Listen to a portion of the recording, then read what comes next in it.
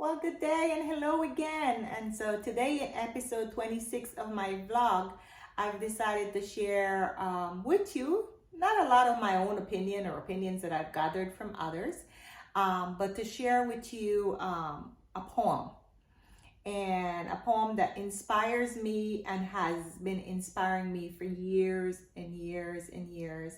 And as we prepare to greet a new day, and in many cases getting off to work as I am now, this is appropriate. And I've been wanting to do it episodes before, but decided to do it, had other messages come through stronger, and so delayed it until today.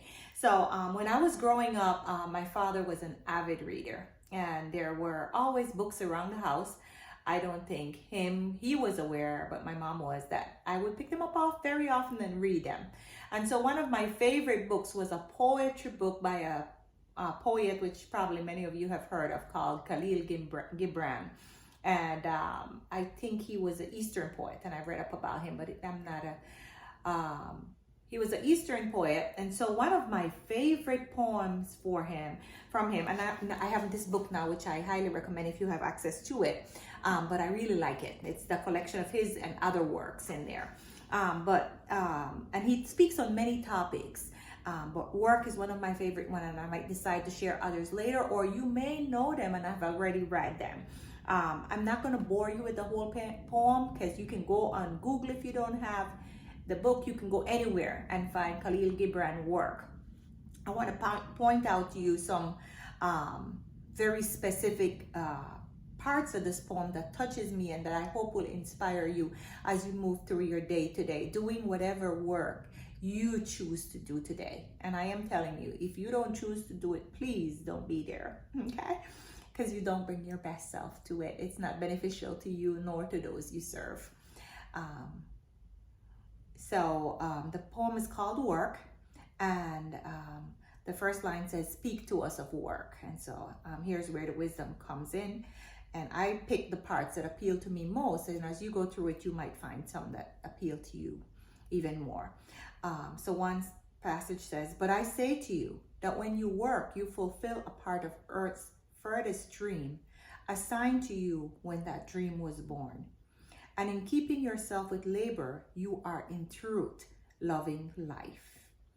And to love life through labor is to be intimate with life's inmost secret."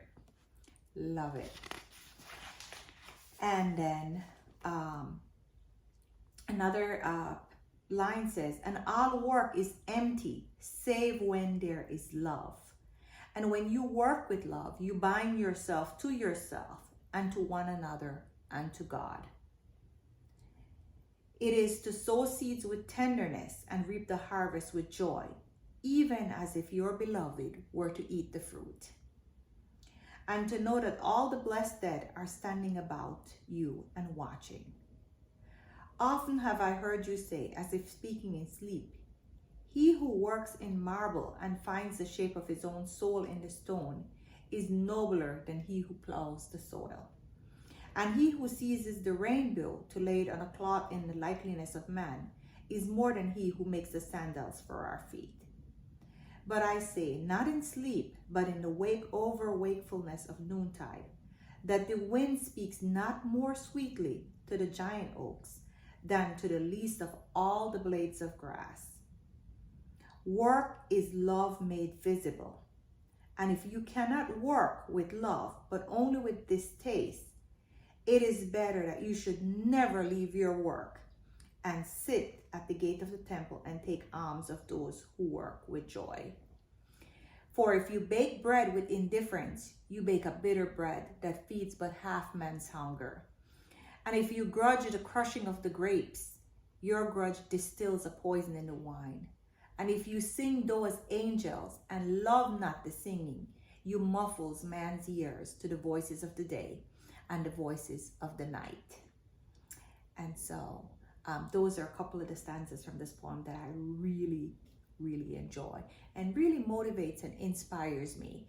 And so I ask you today that as you go out to fulfill your work, that you do it with joy and with love and as unto God.